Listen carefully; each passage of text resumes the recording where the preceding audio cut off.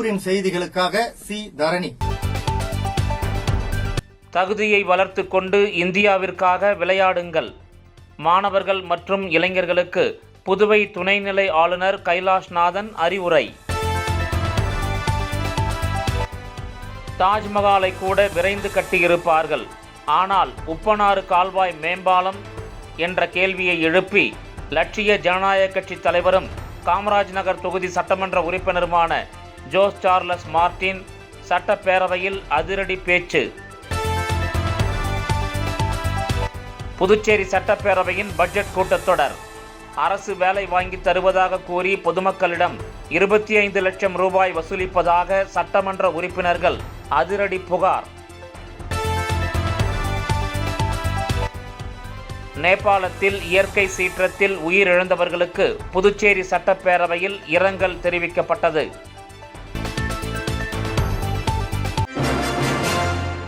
புதுச்சேரி அரசு விளையாட்டு மற்றும் இளைஞர் நலத்துறை மத்திய அரசின் கேலோ இந்தியா மை பாரத் இயக்கங்கள் சார்பில் தேசிய விளையாட்டு தின விழா மற்றும் கேலோ இந்தியா கலந்துரையாடல் நிகழ்ச்சி நடத்தின.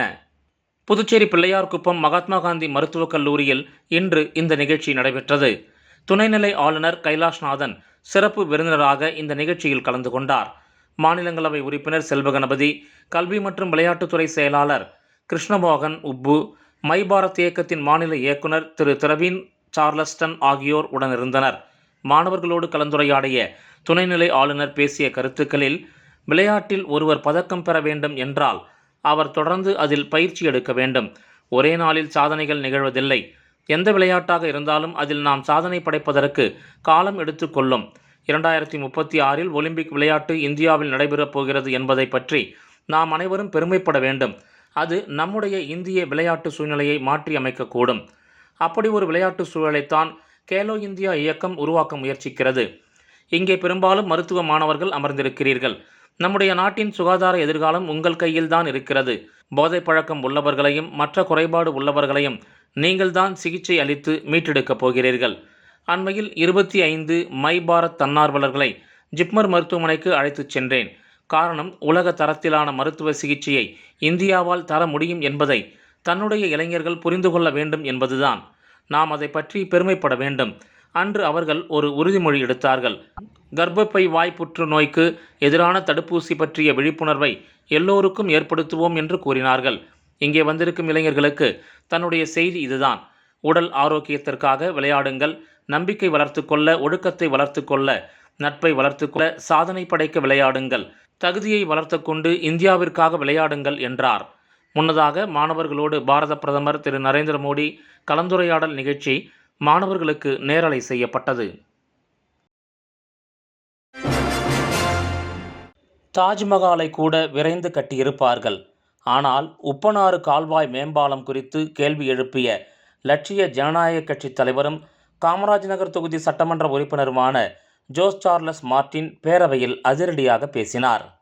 புதுச்சேரி சட்டப்பேரவையில் 2026-2027 ஆண்டுக்கான பட்ஜெட் தொடர்பான விவாதங்கள் நடைபெற்று வரும் நிலையில், புதுச்சேரி சட்டப்பேரவையின் 2026-27 நிதிநிலை அறிக்கையின் மீது காமராஜ் நகர் தொகுதியின் சட்டமன்ற உறுப்பினர் ஜோஸ் சார்லஸ் மார்டின் உரை நிகழ்த்தினார்.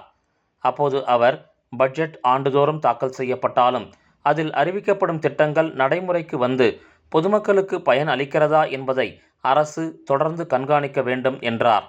மக்கள் வரிப்பணம் வீணாகாத வகையில் திட்டங்களை விரைந்து செயல்படுத்த நடவடிக்கை மேற்கொள்ள வேண்டும் என்றும் அவர் கேட்டுக்கொண்டார். முடிக்கப்பட்ட திட்டங்களை மக்கள் பயன்பாட்டுக்கு கொண்டு வர வேண்டும்.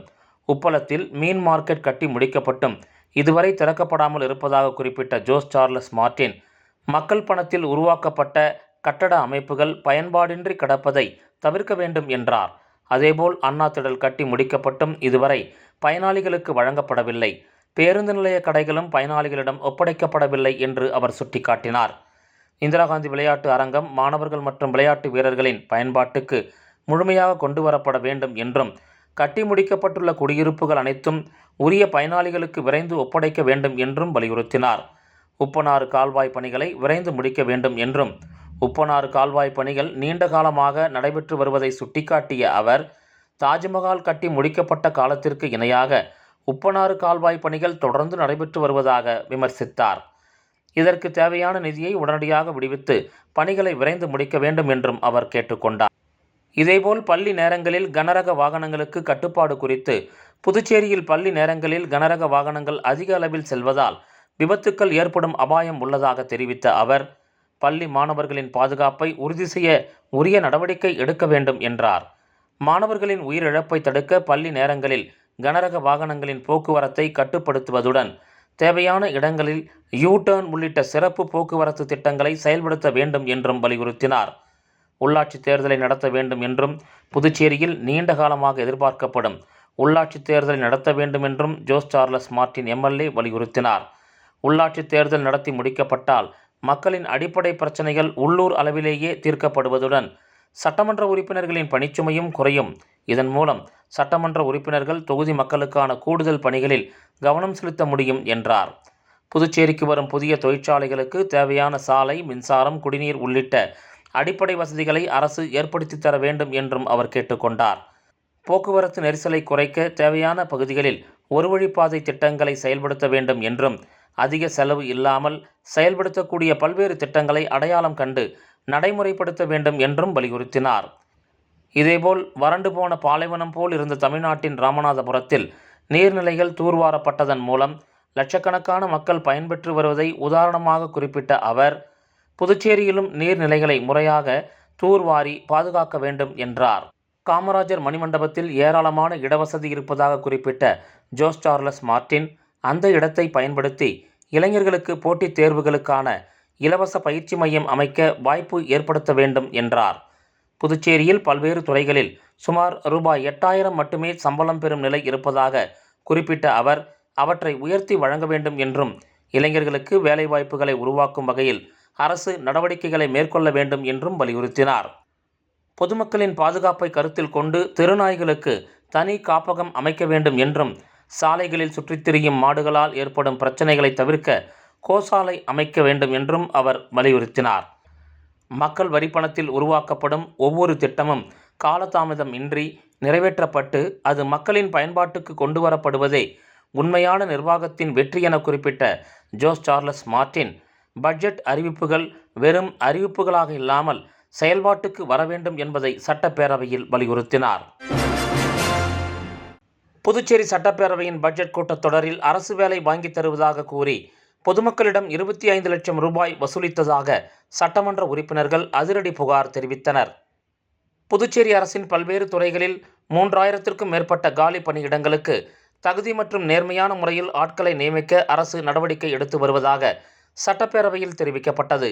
இதனிடையே அரசு வேலை பெற்றுத் தருவதாக கூறி சிலர் இளைஞர்கள் மற்றும் பொதுமக்களிடம் பணம் வசூலித்து வருவதாக உறுப்பினர்கள் குற்றஞ்சாட்டினர். குறிப்பாக அரசு வேலை வாங்கி தருவதாக கூறி ஒருவரிடம் 25 லட்சம் ரூபாய் வரை பணம் வசூலிக்கப்பட்டதாக என்ஆர் காங்கிரஸ் சட்டமன்ற உறுப்பினர் ஆறுமுகம் சட்டப்பேரவையில் புகார் தெரிவித்தார். இதேபோல் பாஜக சட்டமன்ற உறுப்பினர் ஜான்குமாரும் அரசு வேலைக்காக பணம் வசூலிப்பதாக கூறப்படும் சம்பவங்கள் குறித்து கவலை தெரிவித்தார். அரசு பணியிடங்களுக்கான நியமனங்கள் வெளிப்படையாகவும் தகுதியின் அடிப்படையிலும் நடைபெறுவதை உறுதி செய்ய வேண்டும் என்றும் வேலைக்காக பணம் கொடுத்து ஏமாறும் நிலை ஏற்படாமல் பொதுமக்களுக்கு அரசு உரிய விழிப்புணர்வை ஏற்படுத்த வேண்டும் என்றும் உறுப்பினர்கள் வலியுறுத்தினர். மேலும் அரசு வேலை பெற்றுத் தருவதாக கூறி பணம் வசூலிப்பவர்கள் மீது கடும் நடவடிக்கை எடுக்க வேண்டும் என்றும் இதுபோன்ற மோசடிகளில் பொதுமக்கள் சிக்காமல் இருக்க கண்காணிப்பை தீவிரப்படுத்த வேண்டும் என்றும் சட்டப்பேரவையில் வலியுறுத்தப்பட்டது. புதுச்சேரி அரசின் பல்வேறு துறைகளில் 3000க்கும் மேற்பட்ட பணியிடங்களை நிரப்ப நடவடிக்கை எடுக்கப்பட்டு வரும் நிலையில் அரசு வேலைக்காக பணம் வசூலிப்பதாக எழுந்துள்ள புகார் சட்டப்பேரவையில் பரபரப்பை ஏற்படுத்தியது.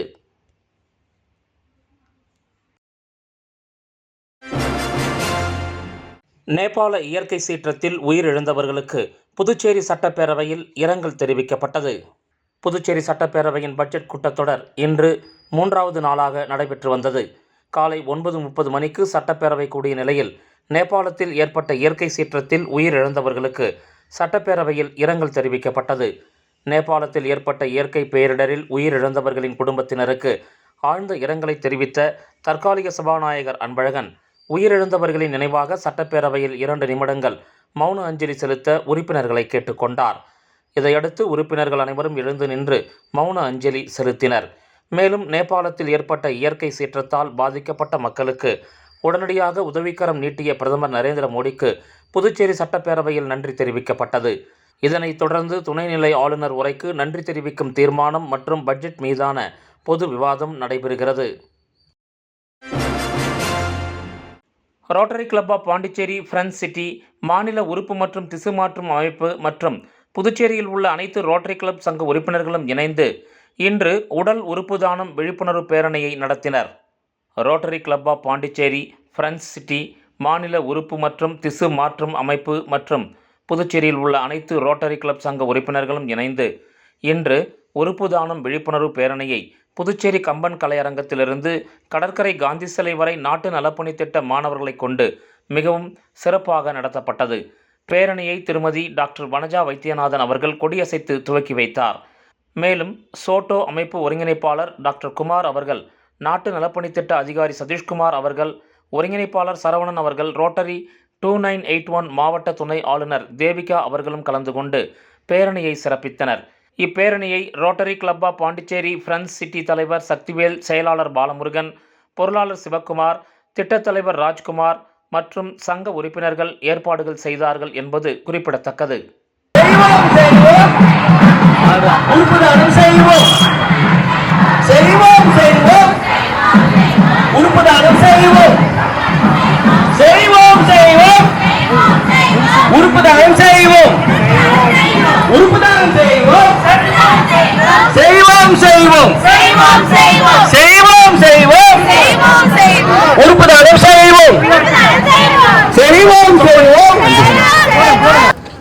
ஓகேண்ணா, வாங்க வாங்க சாப்பாடு வாங்க. ஐயோ,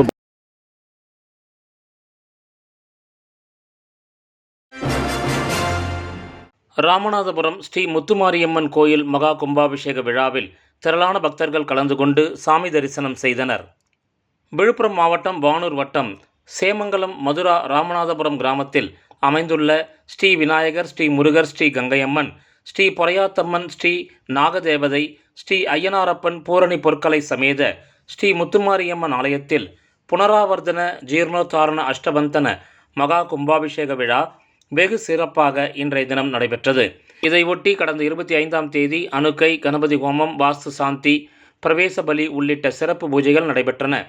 தொடர்ந்து யாகசாலை பூஜைகள், கலச ஸ்தாபனம் மற்றும் பல்வேறு ஆன்மீக சடங்குகள் நடைபெற்றன. இதனைத் தொடர்ந்து இன்று காலை கோபூஜை, பிரவேசகால பூஜை, மகா பூர்ணாகுதி, தீப ஆராதனை மற்றும் யாத்ராதானம் உள்ளிட்ட சிறப்பு பூஜைகள் நடைபெற்றன. பின்னர் யாகசாலையில் வைத்து பூஜிக்கப்பட்ட புனித கலசங்கள் மேளதாளங்கள் முழங்க ஊர்வலமாக எடுத்துச் செல்லப்பட்டன.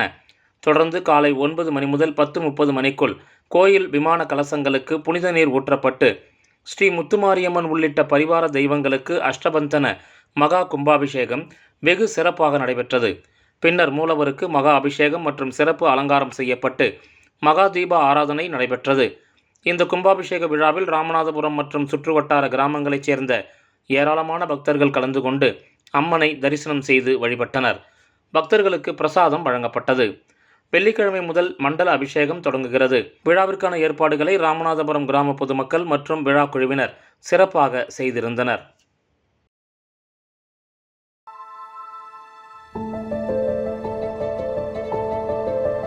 நீ தோக்கணும்னு நினைக்கிறத விட நீ ஜெயிக்க கூடாதுன்னு இந்த உலகம் நினைக்கும். நீதான் எல்லா பிரச்சனைக்கும் காரணம்னு சொல்லும். நீ போதாதுன்னு சொல்லும். Listen, my family is never going to allow me to start a business. ஆனா உனக்கு நம்பிக்கை இருக்கும். நான் சராசரி இல்ல, சாதிக்க பிறந்தவன்னு தெரியும்.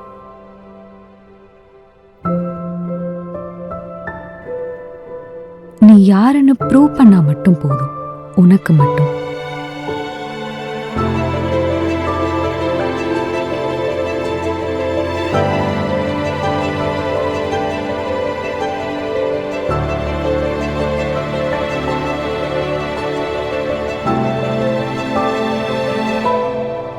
போல்டா, பேலன்ஸ்டா, பியூட்டிஃபுல்லா, உனக்கு மட்டும். பேலே பை ஜோஸ் அலுகாஸ். ஒற்றுமை மற்றும் மகிழ்ச்சியின் விழாவான ஓணம் பண்டிகையை முன்னிட்டு தற்பொழுது நமது நாட்டிற்கு அவசியமான குழந்தைகள் மற்றும் பெண்கள் பாதுகாப்பு குறித்த விழிப்புணர்வு பேரணி பிரம்மாண்டமாக நடைபெற்றது. புதுச்சேரி மாநிலம் கரிக்கலாம்பாக்கத்தில் இயங்கி வரும் SRK மேல்நிலைப்பள்ளி சார்பில் ஓணம் பண்டிகை கொண்டாட்டம் சிறப்பாக நடைபெற்றது.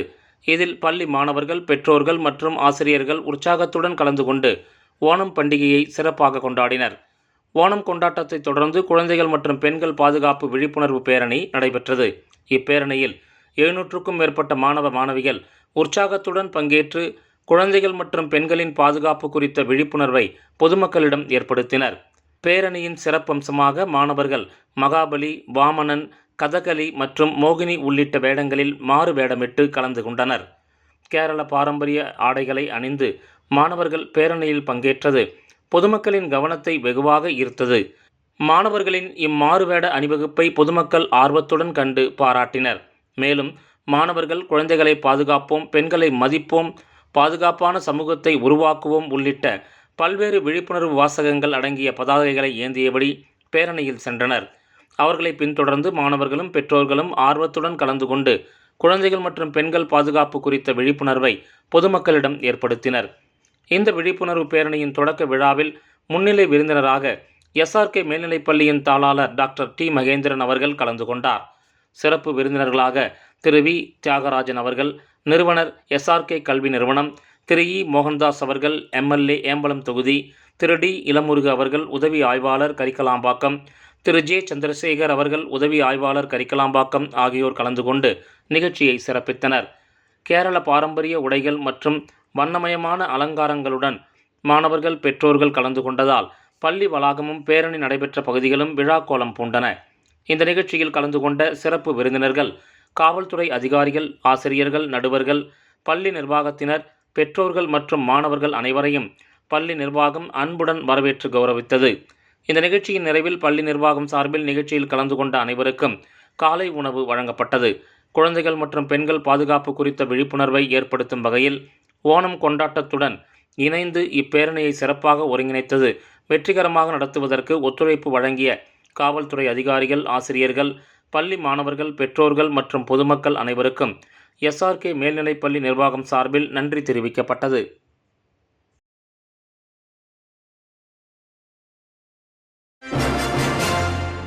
புதுச்சேரியிலிருந்து நேபாளம் சென்ற 3 பெண்கள் பாதுகாப்பாக இருப்பதாக உறவினர் தெரிவித்துள்ளார்.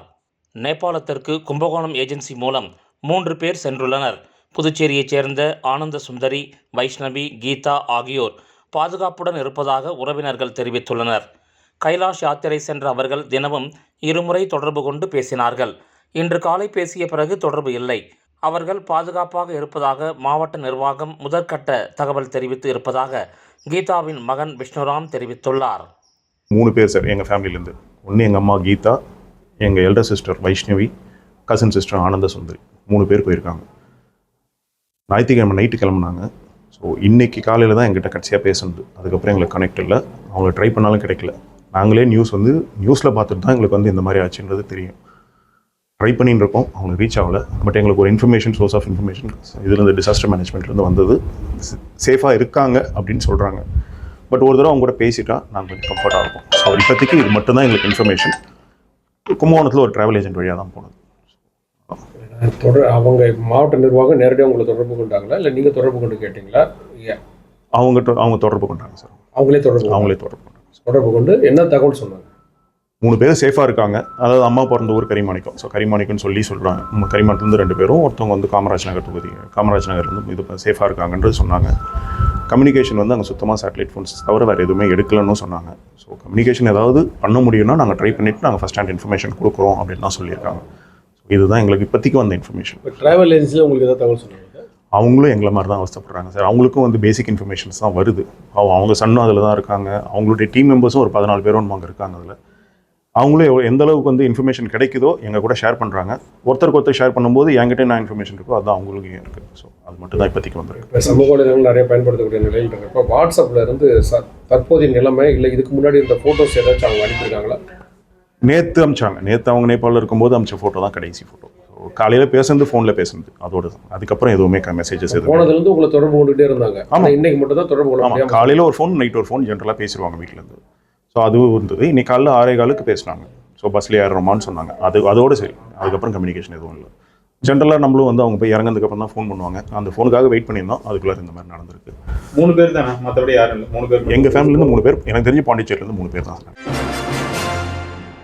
புதுச்சேரி காமராஜ் நகர் தொகுதியில் எம்எல்ஏ அலுவலகம் திறக்கப்பட்டுள்ளது. புதுச்சேரி காமராஜ் நகர் தொகுதியில் லட்சிய ஜனநாயக கட்சியின் தலைவரும் அத்தொகுதியின் சட்டமன்ற உறுப்பினருமான ஜோஸ் சார்லஸ் மார்ட்டின் அவர்களின் புதிய எம்எல்ஏ அலுவலகம் இன்று திறந்து வைக்கப்பட்டது. இந்த நிகழ்ச்சியில் தொகுதி செயலாளர் கோகுல் கண்ணன் தலைமையில் வார்டு பொறுப்பாளர்கள் மற்றும் கட்சி நிர்வாகிகள் சார்பில் சிவப்பு கம்பள வரவேற்பு அளிக்கப்பட்டு மாலை அணிவித்தும் பூரணகும்ப மரியாதை அளித்தும் ஜோஸ் சார்லஸ் மார்ட்டின் வரவேற்கப்பட்டார். தொடர்ந்து அலுவலக திறப்பு விழாவை முன்னிட்டு நடைபெற்ற சிறப்பு பூஜையில் ஜோஸ் சார்லஸ் மார்ட்டின் தனது மனைவி சிந்துஸ்ரீ சார்லஸுடன் கலந்து கொண்டார். பின்னர் ரிப்பன் வெட்டி அலுவலகத்தை திறந்து வைத்து குத்துவிளக்கேற்றினார். இந்த நிகழ்ச்சியில் நிர்வாக பொதுச் செயலாளர் ராம்குமாரும் குத்துவிளக்கேற்றி சிறப்பித்தார். தொடர்ந்து முன்னாள் காமராஜ் நகர் தொகுதி சட்டமன்ற உறுப்பினரும் தற்போதைய முதலியார்பேட்டை தொகுதி சட்டமன்ற உறுப்பினருமான ஜான்குமார் ஜோஸ் சார்லஸ் மார்ட்டினை அவரது இருக்கையில் அமர வைத்து வாழ்த்தினார். இந்த நிகழ்ச்சியில் லட்சிய ஜனநாயக கட்சியின் நிர்வாக பொதுச் செயலாளர் ராம்குமார், பொதுச் செயலாளர் வழக்கறிஞர் பிரபாகரன், செயலாளர்கள் ரவி ராஜாராம், அனிதா மற்றும் ஏராளமான கட்சி நிர்வாகிகள், தொண்டர்கள் கலந்து கொண்டனர்.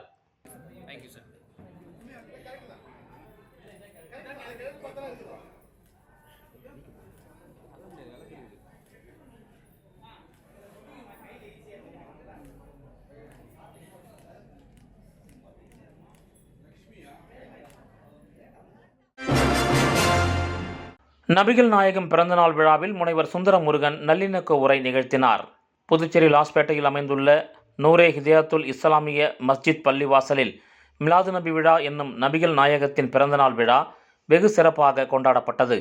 இந்த விழாவில் புதுச்சேரியின் சமூக சேவகர், எழுத்தாளர் கலைமாமணி முனைவர் சுந்தரமுருகன் ஒரு சிறப்பு விருந்தினராக கலந்து கொண்டு நல்லிணக்க உரையாற்றினார். இந்த விழாவுக்கு தமிழ் மாமணி முனைவர் உசேன் அவர்கள் தலைமையேற்றார். முன்னதாக இவ்விழாவில் மதரசா பள்ளி மாணவர்கள் இறை வணக்கம் ஓதினர். ஹாஜி மௌலவி நஜ்முதீன் மிஸ்பாஹி மற்றும் மௌலவி தமிழ் அன்சாரி இர்ஷாதி ஆகியோர் கருத்துரை வழங்கினர். புதுச்சேரி தாகூர் அரசு கலை மற்றும் அறிவியல் கல்லூரியின் மேனாள் முதல்வரும் பேராசிரியருமான கலைமாமணி முனைவர் இளங்கோ அவர்களும் கலந்து கொண்டு சிறப்புரையாற்றினார். திரு எஸ் காசிம் அவர்கள் நிறைவாக நன்றி உரையாற்றினார். இந்த விழாவில் பள்ளிவாசலை சார்ந்த ஏராளமான பக்தர்களும் பொதுமக்களும் மதரசா பள்ளி மாணவர்களும் பெண்களும் கலந்து கொண்டு விழாவை சிறப்பித்தனர். தகுதியை வளர்த்து கொண்டு இந்தியாவிற்காக விளையாடுங்கள். மாணவர்கள் மற்றும் இளைஞர்களுக்கு புதுவை துணைநிலை ஆளுநர் கைலாஷ்நாதன் அறிவுரை. தாஜ்மஹாலை கூட விரைந்து கட்டியிருப்பார்கள், ஆனால் உப்பனாறு கால்வாய் மேம்பாலம் என்ற கேள்வியை எழுப்பி லட்சிய ஜனநாயக கட்சி தலைவரும் காமராஜ் நகர் தொகுதி சட்டமன்ற உறுப்பினருமான ஜோஸ் சார்லஸ் மார்ட்டின் சட்டப்பேரவையில் அதிரடி பேச்சு. புதுச்சேரி சட்டப்பேரவையின் பட்ஜெட் கூட்டத்தொடர். அரசு வேலை வாங்கி தருவதாக கூறி பொதுமக்களிடம் 25 லட்சம் ரூபாய் வசூலிப்பதாக சட்டமன்ற உறுப்பினர்கள் அதிரடி புகார். நேபாளத்தில் இயற்கை சீற்றத்தில் உயிரிழந்தவர்களுக்கு புதுச்சேரி சட்டப்பேரவையில் இரங்கல் தெரிவிக்கப்பட்டது.